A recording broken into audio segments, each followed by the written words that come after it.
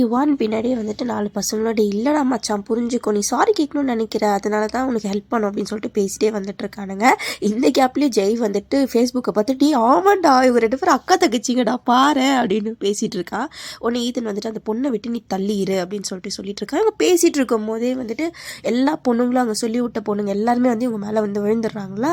இதை நம்ம ஹீரோயின் வந்து மறைஞ்சிருந்து பார்த்துட்டு இப்போ இவனுக்கு புரியும் திருந்துவான் அப்படின்னு சொல்லிட்டு இவங்க நினச்சிட்டு இருக்காங்க. ஆனால் இது வேறு மாதிரி ஆகிடுது. உடனே நம்ம யுவானோடைய அப்பாவே இதை பார்த்துட்டு இவனை பிடிச்சி கண்டப்பட்டு திட்டுட்டு, உன்னால் நான் இங்கே வந்தேன் பாரு, என்ன சொல்லணும், நல்லவேளை நான் என் ஃப்ரெண்ட்ஸ் யாரையும் கூட்டிகிட்டு வரல, போய் உன் பிரச்சனை சரி பண்ணு போ அப்படின்னு சொல்லி திட்டி விட்டு அமுச்சு விட்டுறாரு. நம்ம ஹீரோயின் இதை பார்த்துட்டு ஐயோ வேறு மாதிரி போது போல இருக்கே அப்படின்னு சொல்லிட்டு நின்றுட்டுருப்பாங்க. யுவான் திரும்பி முறைப்பான் பாருங்க. அதுக்கப்புறம் கட் பண்ணிவிட்டு நம்ம ஹீரோயின் வந்துட்டு வெளில வந்துடுவாங்க. ரோட்டில் நடந்து வந்துட்டு இருக்கும்போது மேரிக்கோ வந்துட்டு நீ எங்கே போன, நான் உன்னை தேடி ரொம்ப நேரமாக சுற்றிட்டு இருந்தேன்னு தெரியுமா அப்படின்னு சொல்லிட்டு இருக்காங்க. உடனே நம்ம பில்லி வந்துட்டு இங்கே பாரு மேரிக்கோ, நான் சொல்கிறது கேளு, அந்த ஜெய் வந்து சரி கிடையாது, அவன் ஒரு ப்ளே பாய், நான் சொல்லியிருக்கேன் தெரியுமா என்ன 4 பசங்க ட்ரபிள் பண்ணாங்க, அதில் ஒரு ப்ளே பாய் இருக்கான்னு, அவன் தான் அது, அவனை விட்டு விலகிற மாதிரிக்கோ சொன்னால் புரிஞ்சுக்கோ அப்படின்னு சொல்கிறாங்க. அடுத்து என்ன ஆகுதுன்னா அடுத்த வீடியோவில் பார்க்கலாம்.